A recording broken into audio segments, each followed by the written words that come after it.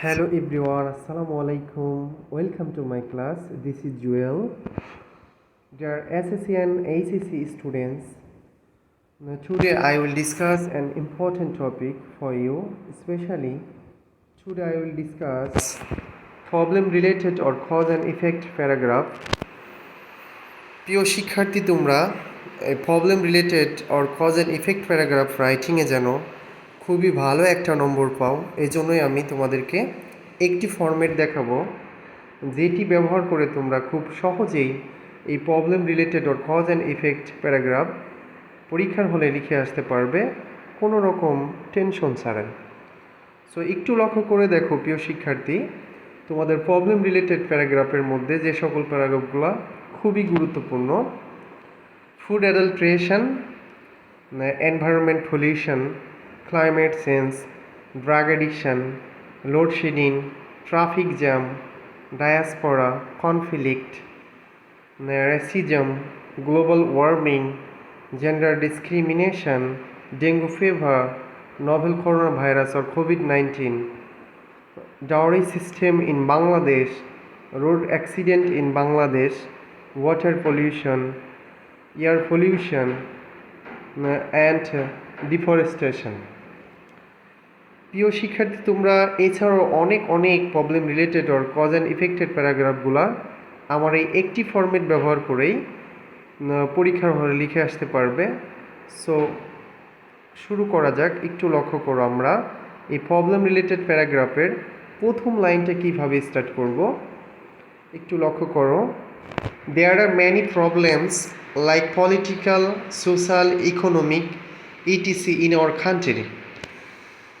That means আমাদের দেশে রাজনৈতিক, সামাজিক, অর্থনৈতিক ইত্যাদি সমস্যাগুলো মতো আরও অনেক সমস্যা আছে। এখানে একটু লক্ষ্য করো, যেখানে আমি গ্যাপটি দিয়েছি, তোমাদের পরীক্ষার্থে যে প্যারাগ্রাফটি আসবে এই শূন্যস্থানে ওই প্যারাগ্রাফের নামটা লিখে দিবে, তারপরে ইজ ওয়ান অফ দেম এতটুকু লিখবে, যার অর্থ দাঁড়াচ্ছে তুমি সাপোজ ধরো তোমার পরীক্ষার্থে রোড অ্যাক্সিডেন্ট এসেছে, সো তুমি এখানে লিখবে road accident is one of them. সড়ক দুর্ঘটনায় ওই সমস্যাগুলোর মধ্যে অন্যতম একটি সমস্যা।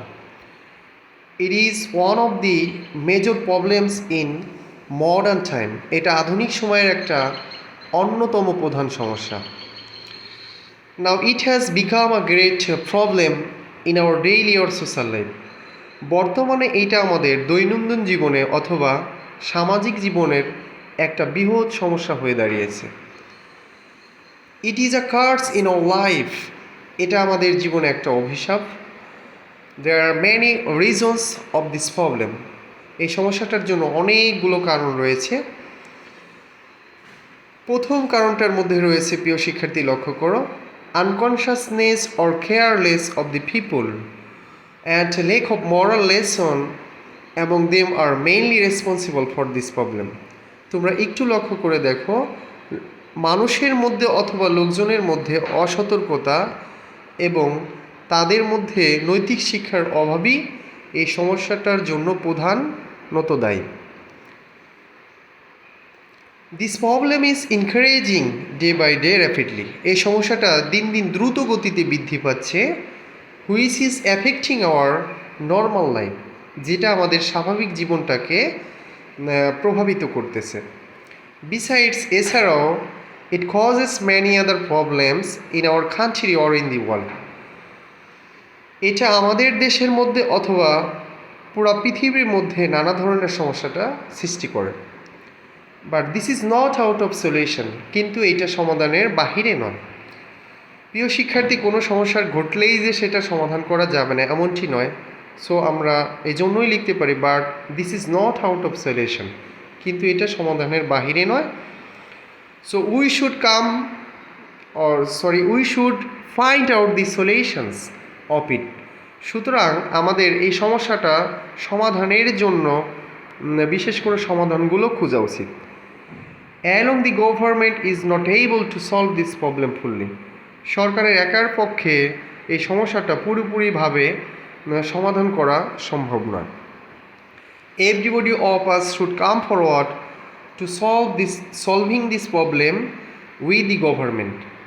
প্রিয় শিক্ষার্থী, তোমরা এখানে যখন come forward to with a view to look forward to got use to আসবে, এরপর অবশ্যই মেইন ভার্বের সাথে আইএনজি যোগ করে দিবে। সো এখানে টু সলভিং হবে।